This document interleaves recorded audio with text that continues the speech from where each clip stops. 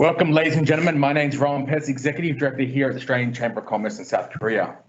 Given the unprecedented global supply chain disruption caused by COVID-19 pandemic, it's more important than ever to support global trade resilience, which has led to today's event. Supported by Austrade and one of the Chamber's new corporate members, AP Moller Maersk, it is my pleasure to welcome you to today's webinar, Agri Supply Chains, Risk Mitigation and Resilience Post-COVID. Since April 2020, International Freight Assistance Mechanism, commonly referred to as IFAM, has successfully supported rebuilding global air freight routes in the wake of COVID-19. On the news of the Australian government's further commitment to $112.8 million funding to extend the IFAM program to the end of September 2021, today we are honoured to be joined by the Air Vice Marshal Marg Staib, Australian Government Freight Controller, who will be providing an update on IFAM. Following Marg's presentation, Mccloud will be Product Manager, Cold Chain Logistics, Oceania, and AP Moller Maersk will provide a presentation on navigating the supply chain risks and resilience. But first, may I introduce Julie Quinn, Senior Trade and Investment Commissioner at Austrade Korea and Mongolia, who will provide some introduction remarks. Thank you, Julie. Thank you so much, Rowan. And I too would like to acknowledge Air Vice Marshal Marg Staib, AM, the Australian Government Freight Controller, whom I had the privilege to work with briefly last year on IFAM. I was looking after the import of medical goods. Austrade Sol is very, very pleased to partner with AustCham Korea and Rowan and the team and Maersk to deliver this webinar. Our audience today includes many Australian exporters and Korean importers, and we thank you all for attending. As you all know so well, I don't need to tell you, the COVID-19 pandemic has highlighted the importance of those global interdependence and supply chain relationships we rely on every day. These relationships are not only fundamental to the quality of our life, but they underpin Australia's export success and Korea's food supplies. Globally, new consumer behaviours have emerged from the pandemic, and Korea is no exception. Here they include more people working from home, cooking from home, eating and drinking at home, preference for healthier meals, and importantly preferring to shop online as part of the untapped trend of touchless transactions. Unable to travel overseas during the pandemic, Koreans are seeking more small luxuries at home, including cooking with premium or restaurant-grade ingredients and home meal replacements.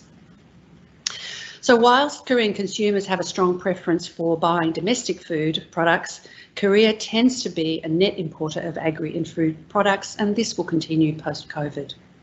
These behaviours present timely market opportunities for Australian producers, exporters and brands to leverage our reputation as a supplier of clean, green and safe food and ingredients.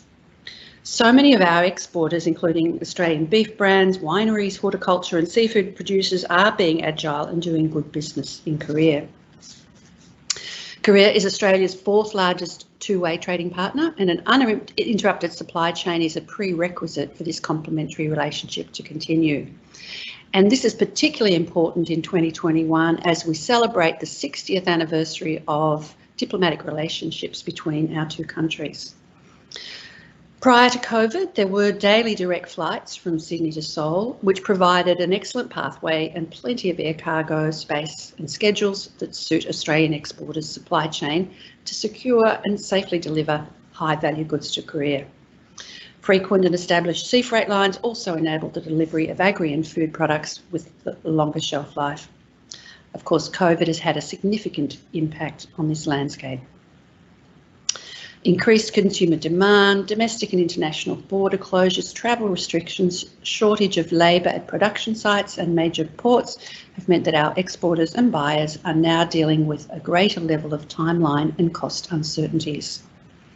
As Rowan mentioned, in April 2020, the Australian government established the International Freight Assistance Mechanism to keep international freight flights operating in and out of Australia, to both help maintain our hard-won, high-value agri-food export markets and to support the import of critical medical supplies.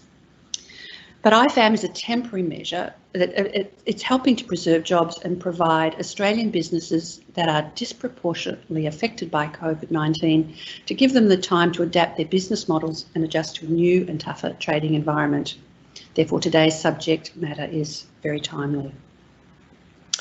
Our panellists, Air Vice Marshal Staib and Robert McLeod of Maersk, will highlight current COVID-related challenges, discuss risk mitigation strategies, and identify alternative supply chain channels to navigating this changing landscape.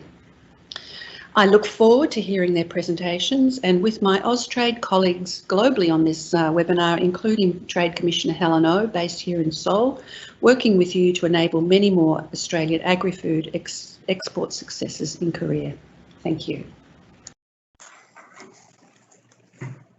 Thank you very much, Julie, for your introductory remarks, and once again, thank you for you and your team for all the work you've been doing behind the scenes to assist the Australia Korea business community. Now, I think we're going to move over to our next presenter. It's my pleasure to introduce Robert McLeod. He's the Product Manager, Cold Chains Logistics, Oceania at AP Moller Maersk. Robert, thank you very much for joining us, and I'll pass it over to you for the presentation. Thank you. Thanks, Rowan.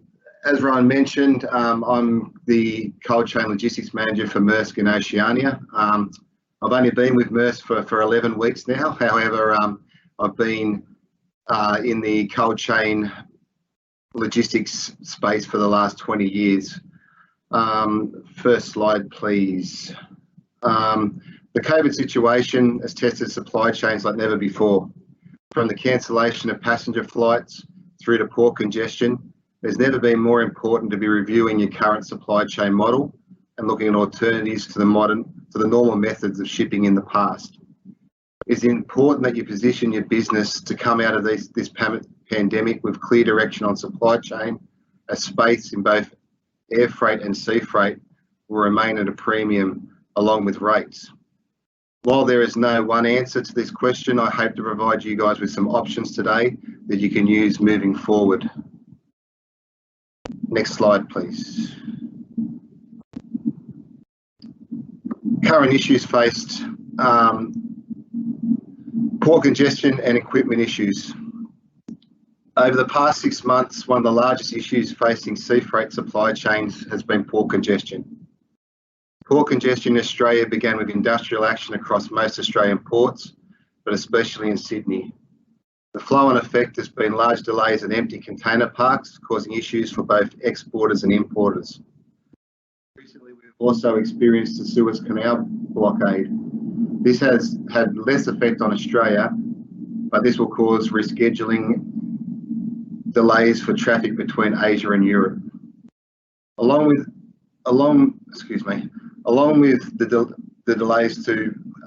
this, we've had the delays due to vessels missing ports and reduced sailings during this time, and also containers in Australia. This has put a major strain on exporters, with the unavailability of equipment becoming a major issue. The shipping lines are working on clearing out backlog of empty GP vessels to Australia and repositioning into Asia. Shipping lines are also using coastal vessels to reposition reefer containers to the ports in need. Though these measures are easing congestion, we still believe there will be delays into Q2 and Q3 of price rises. The current situation has seen pricing increases taking place worldwide for both air and sea freight. Due to reduced flights and sailing, prices will continue to align to the availability of space. For both air and sea, demand far outstrips supply, and I cannot see this changing in the foreseeable future. If it is not already more important to your supply chain, I see space becoming a much larger issue than pricing. It is now extremely important to be discussing any space requirements, both air and sea, with your provider. Space will remain at a premium post-COVID, with airlines and shipping lines reassessing routes and frequencies. Next slide, please. Where freight prices are rising, consider looking at other parts of your supply chain to reduce costs and grow value. You might reduce import costs through consolidating your customs and trucking providers, or consider cross-docking functions to bypass your consignee warehouse and deliver straight to the final consumer. Air freight space. Space issues with air freight will continue to be ongoing. With international travel now looking to be further delayed, we'll be relying on travel bubbles between countries to help with space, i.e. the Australia-New Zealand travel bubble. Australia has seen an increase in freighter services. However, all airline services are extremely volatile, with changes to schedules causing major issues for exporters. The largest impact will be felt when the IFM support finishes in September. Agri exporters will rely heavily on assistance packages to maintain pricing. Next slide, please. There are many different reasons you may use to air freight, such as speed to market and product integrity. At Maersk, we have a long relationship with some of the world's biggest air carriers, ensuring our space requirements. Furthermore, we have hubs and warehouse capabilities to provide further flexibility with space constraints.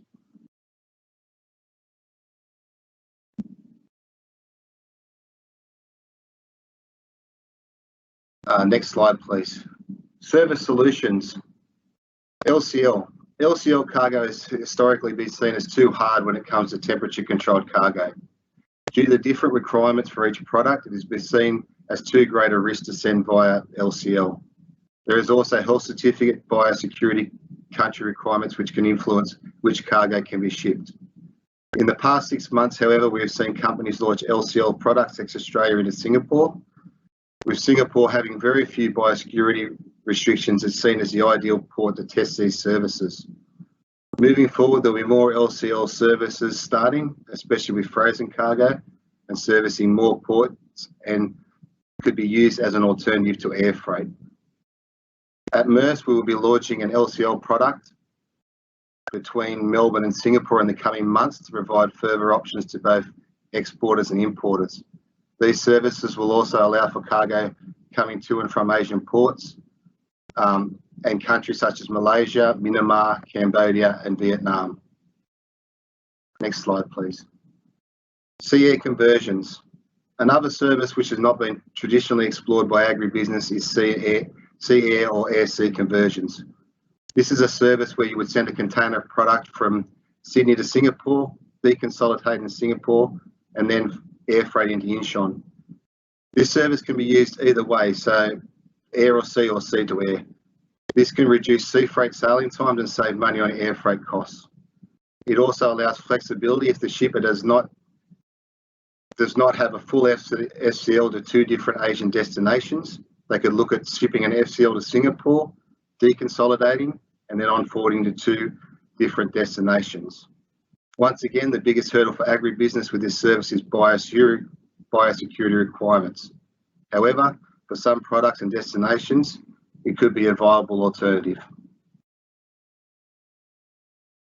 This option can also be used for rail in certain countries. At Maersk, we currently use this service for cargo in Southeast Asia, and we are offering this solution ex-Australia into Asia and beyond via Singapore. Next slide, please.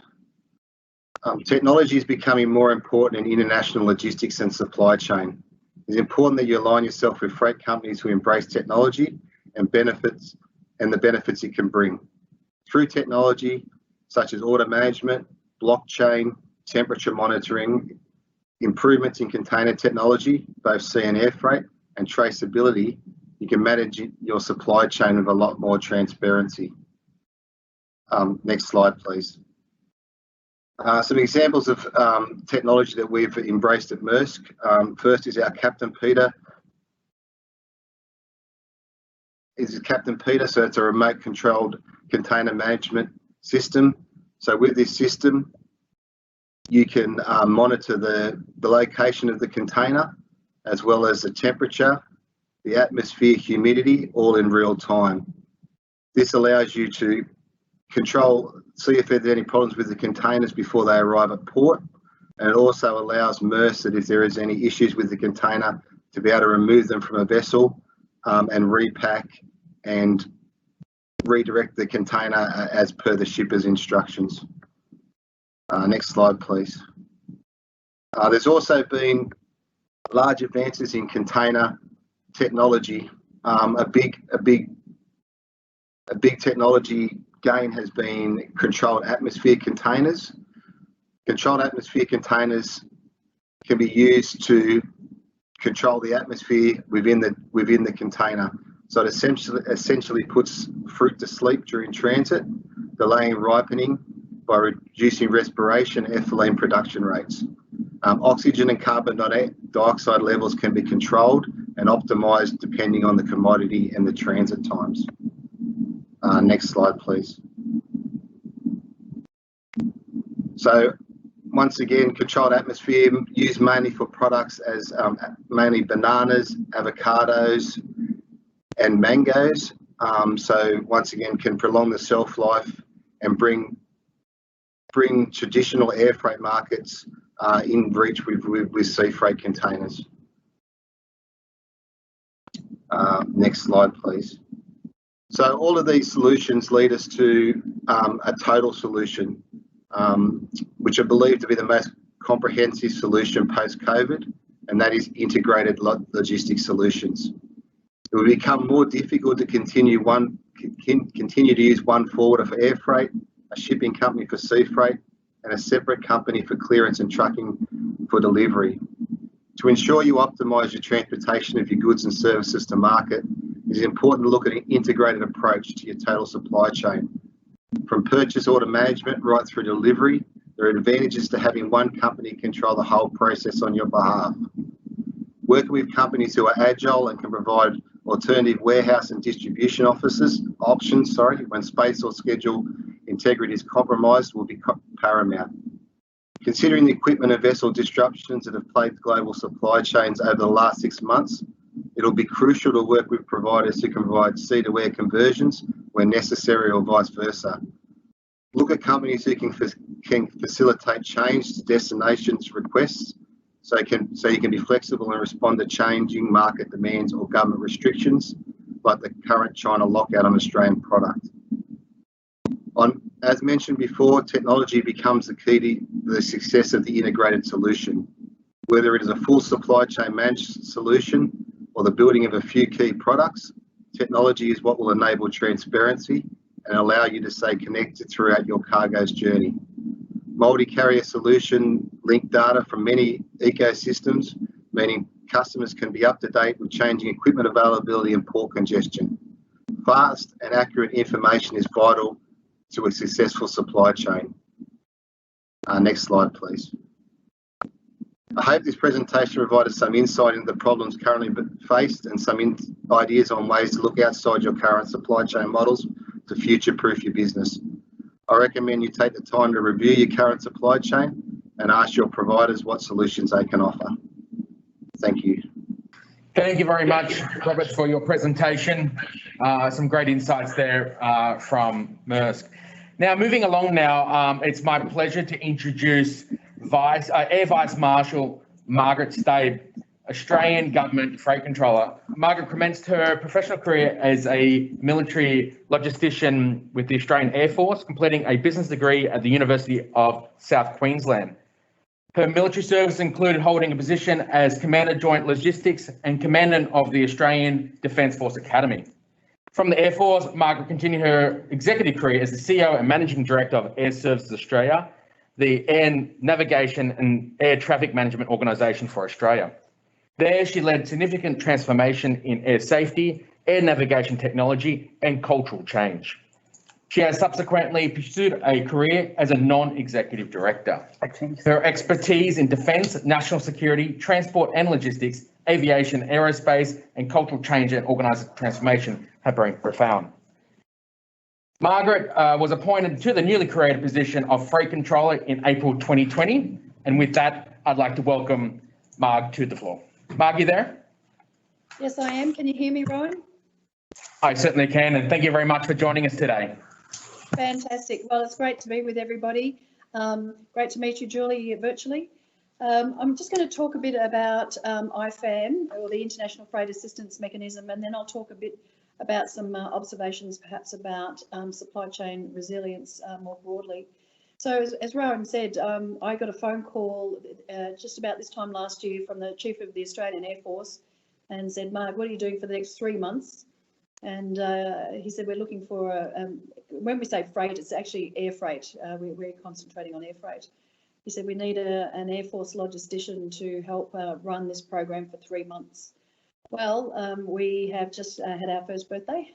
We officially commenced on the 1st of April 2020. And until such time as the international borders are open and international air transport resumes with passengers, the requirement or the need for IFAM continues. So we continue to deliver on that. So the program is a very targeted temporary measure, although it has gone on longer than originally planned for, established by the Australian government in response to all our global air links being severely restricted as a result of the international borders being closed. Back this time last year, there was still some air freight moving, but only about something like 10% of the previous capacity. So we had to do something real quick to move all our highly perishable, high value product to our key markets. And so we established this program. Initially, it was for 3 months, as I said, $110 million, Australian dollars. And we set up 3 ways in which we help our farmers, producers and fishers. The first is to actually, and because I'm in uniform, it doesn't mean we're using military assets. It's just that I'm here because of my experience and skills and expertise. So we work with commercial providers. There are no military assets used in this program. So we work with airlines and we charter full flights, either one way or both ways, or we might purchase some space on a commercial aircraft. Or the third way is we issue grants to our freight forwarders who pass on the savings or reduction in cost, should I say, to our exporters. So now the program has been extended a 4th time, and we're authorised, as Rowan was saying, I think till the September of this year. We expect an operational run-off till about October. The program is now been allocated $787 million. So it's a pretty big program in anybody's language. We depart up until very recently from 9 locations in Australia. 2 of those we've been able to accommodate through our domestic network flying now that the borders within Australia have settled down a bit, and we've got Qantas on a domestic footing flying at around about 110% of pre-COVID levels, and some of our other airlines up at that rate as well. And that's just been boosted quite significantly as of yesterday with the travel bubble with New Zealand. So to date, we've actually moved or committed to move over the forward period some 438,000 tonnes of exports. So that's, as you would appreciate, quite significant. That involves over 12,900 flights are involved, and we're sending produce to some 67 destinations around the world. In fact, the most obscure one, if you like, was last year we sent a shipment of live breeding sheep to Uzbekistan. So we're reaching all parts of the globe. The export value is at the moment estimated to be over $6.3 billion. So once again, some significant numbers there, and we feel that that certainly is providing very good return on investment to the government. We work with some 12 airlines. We work with Qantas, we work with Etihad, we work with Emirates, Cathay, Singapore, and several other airlines. And we're working with some of many global freight forwarders that are assisting us on this program. I might turn to some of the stats I have around support to Korea. You heard how important from Julie the trading and partnership with Korea is. So I'll just give you some of the numbers from our perspective. Through our program since April 2020, South Korea was Australia's 13th trading partner by value in 2020. And the exports in 2020 Australia exported about 3,000 tonne worth, 45 million of perishable products to South Korea. This number is down a bit on the previous year, which was 3,900, worth about 57 million. The key exports, and we went through that just before, but just to reiterate, include beef, lamb and cherries. So far on our program, grants issued to South Korea account for about 4% of the total number of grants that have been submitted to date. And we are seeing that this market is growing in terms of what produce and the quantity of produce being shipped or air shipped to South Korea. 95% of grants submitted in March of this year for Korea were beef or lamb related. So just to give you a sense of that. If I talk about the Ifam operations, Ifam is geared up as an agile government program. We have some 70 people working on this program, which means we actively engage with our state and territory governments here in Australia, as well as industry. So, for example, this week we've talked to Avocados Australia to understand what the season looks like for them. We're gearing up for tuna season, which will come on earlier this year than normal because of the more moderate summer that we had here in Australia. So we talked to the Horticultural Association, Meat and Livestock Associations and the like. We also work very carefully and closely with our airline partners and our freight forwarders to really respond to any capacity gaps that we see, and also to optimise the networks and the timing of flights to meet, for example, when fishers are fishing and what market days are, and trying to link up that supply chain to make sure that it's all very efficient. Example of this in terms of how we've been able to respond to an emerging requirement. We work with JAL airline, and we already had an existing flight flying into, but we found that there were many people asking for it to extend onto Incheon so that we could ship produce to South Korea.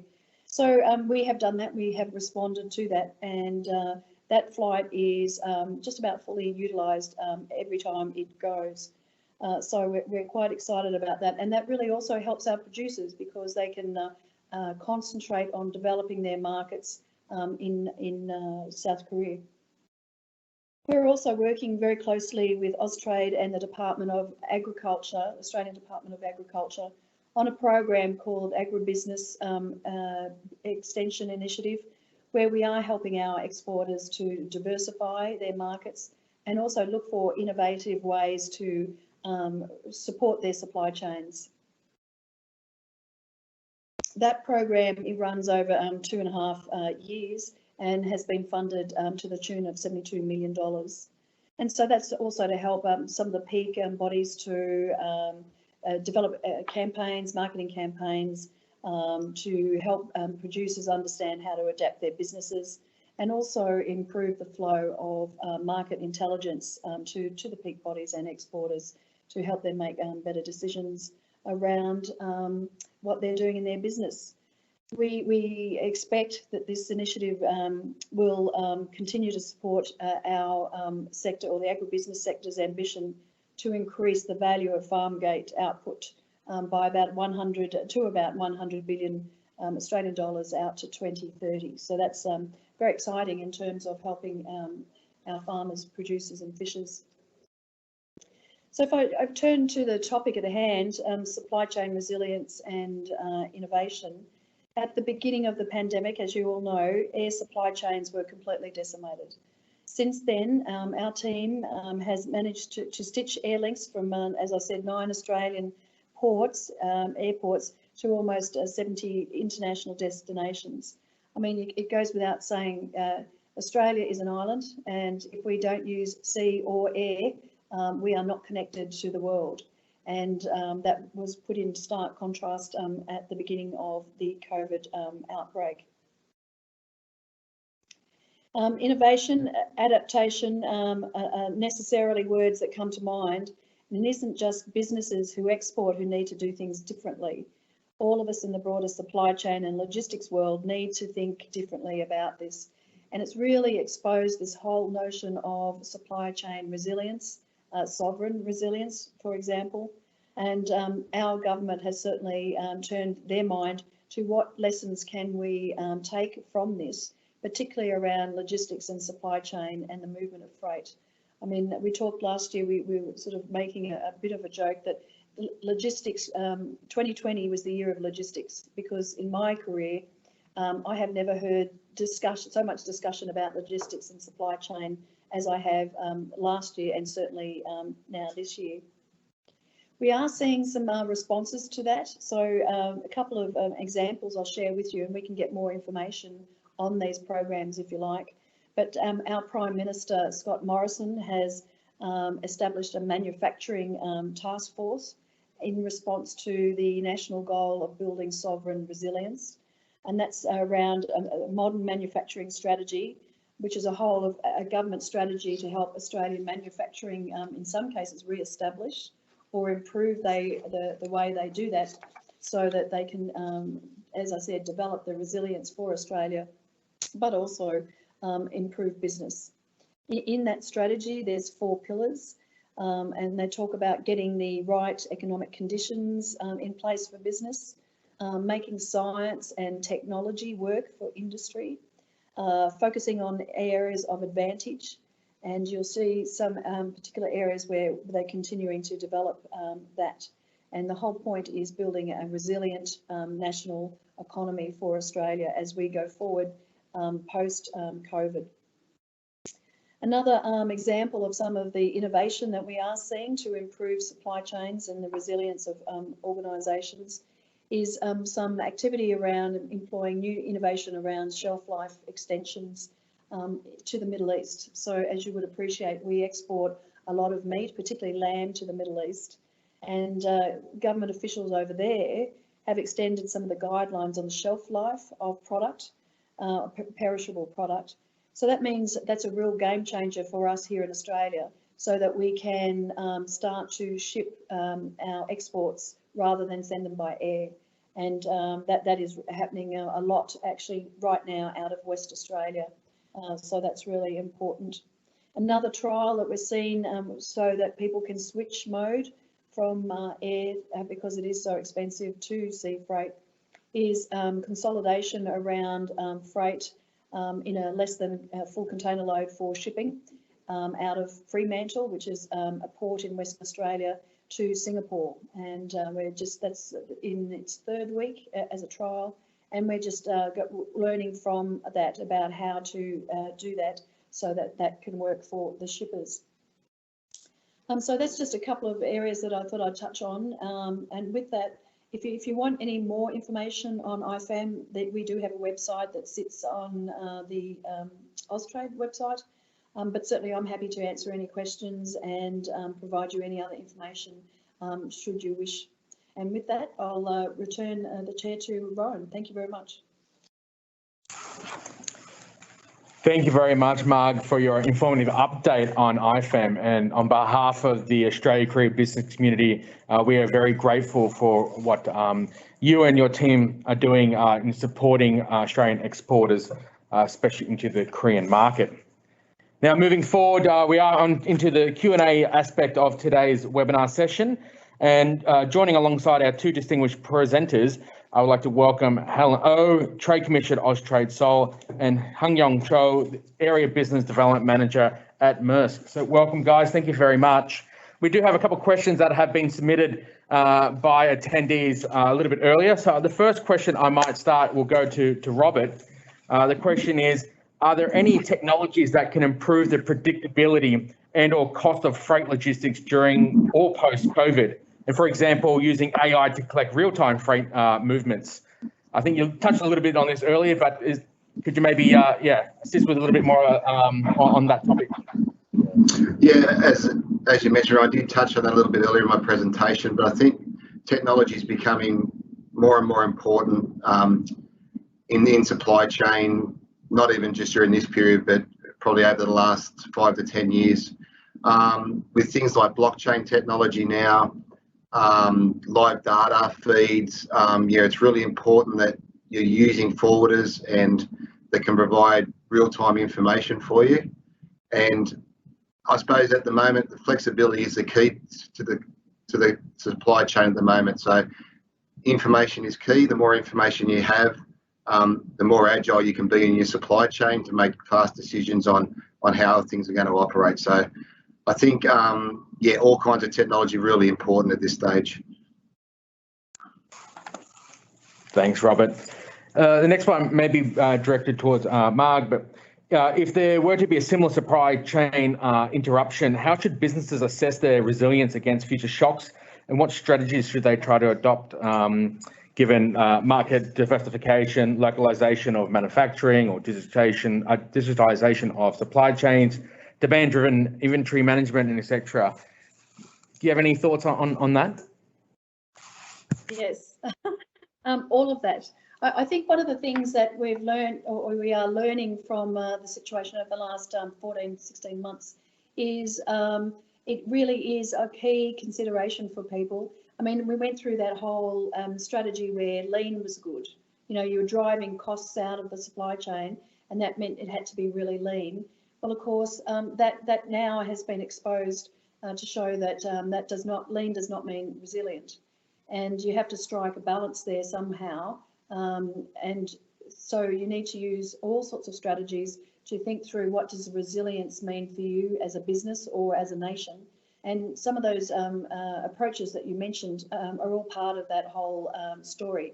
So, for example, manufacturing onshore, as I just mentioned, the Prime Minister's Task Force on Manufacturing here in Australia, we saw a lot of manufacturing leave Australian shores over the last, say, 20 to 30 years, and it is really exposed us.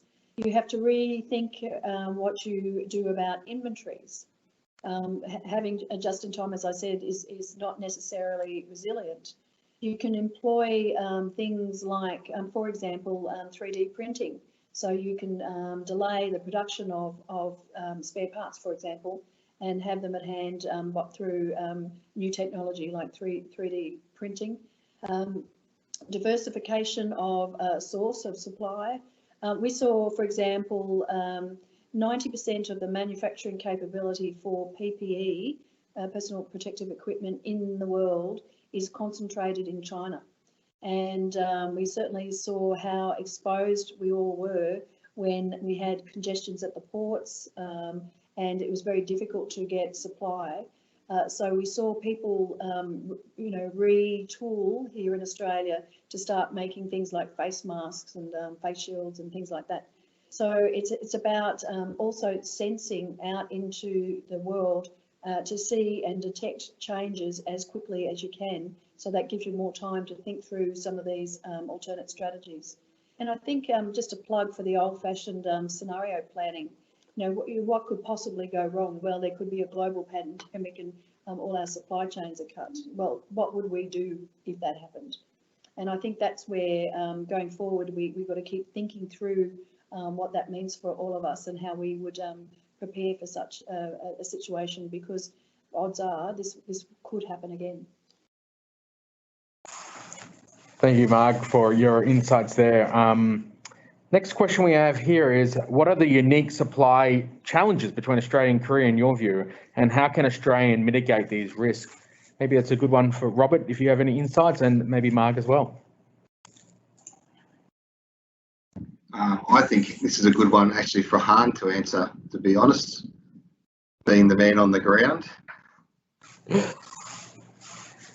Han is joining me here from Maersk. I'll just repeat the question to see if he has any opinion in his view, but what are the unique supply challenges between Australia and Korea, and what can Australian businesses do to mitigate these risks?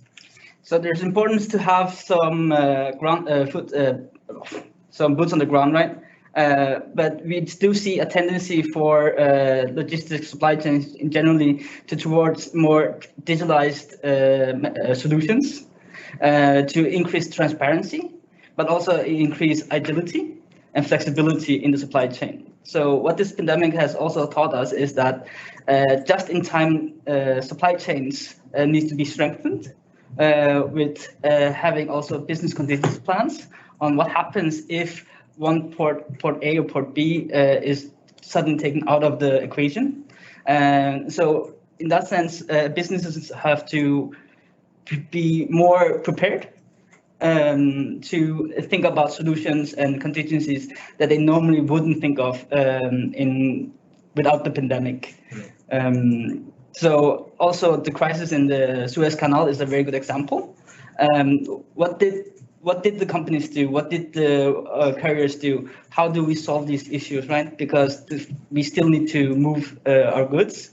And what are the options? So not saying that all the solutions and all the ideas should be implemented, but someone needs to have these ideas, these thoughts, and write a good business continuity plans, and then to make your logistical supply chain more visible and agile.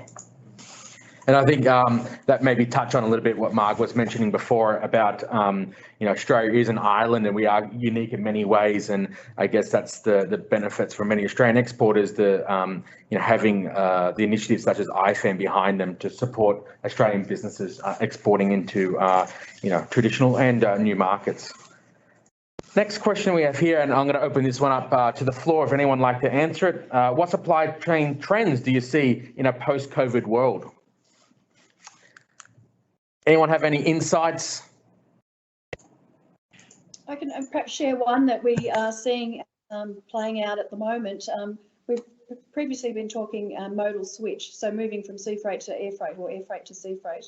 And sea freight has its, as Robert knows only too well, sea freight at the moment has its own challenges, particularly after the back of the Suez Canal accident or incident, I suppose. But some real challenges around global sea freight, as well as the air freight. So what we are seeing is a hybrid model where shippers are flying freight from Europe to, say, Singapore, and then shipping it down to Australia. So that helps, of course, reduce the cost.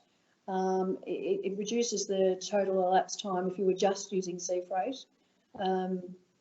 And it does provide a little more flexibility at the second half with the air freight.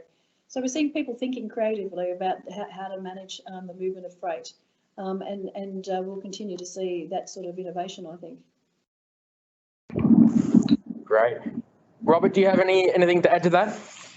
Yeah, I echo what Marg said for sure, and we did touch on that in the presentation with the air-sea conversions. I think that also, especially with the agri businesses, they can be very traditional in their approach to logistics. A little bit of that's the way we've always done it approach. So I think this has been a real eye-opener for the world, not just for Australia, that they need to now look at different ways of doing things, different technologies. Sea freight, for example, the container technology has advanced tenfold in the last 5 years to what you could ship in a container 10 years ago compared to what you can ship in a refrigerated container, especially now, is a huge difference. So I just, as I said in my presentation, just really stress to people that it's an ideal time now to reassess your supply chains, have a look at new technology, and approach your forwarders, ask them what solutions are out there and how it can be, what we can do differently. So I just really suggest that it's something we should all be looking at the moment. Excellent. Thank you very much to both of you. And the last question I have here in front of me is, in terms of logistic hubs, are we likely to see a turn towards regionalisation? Anyone like to have a go at that question? Yeah, I think there already has been a move to regionalisation, but I think that will become stronger with the current situation, definitely, with the reduction on sailings and flights.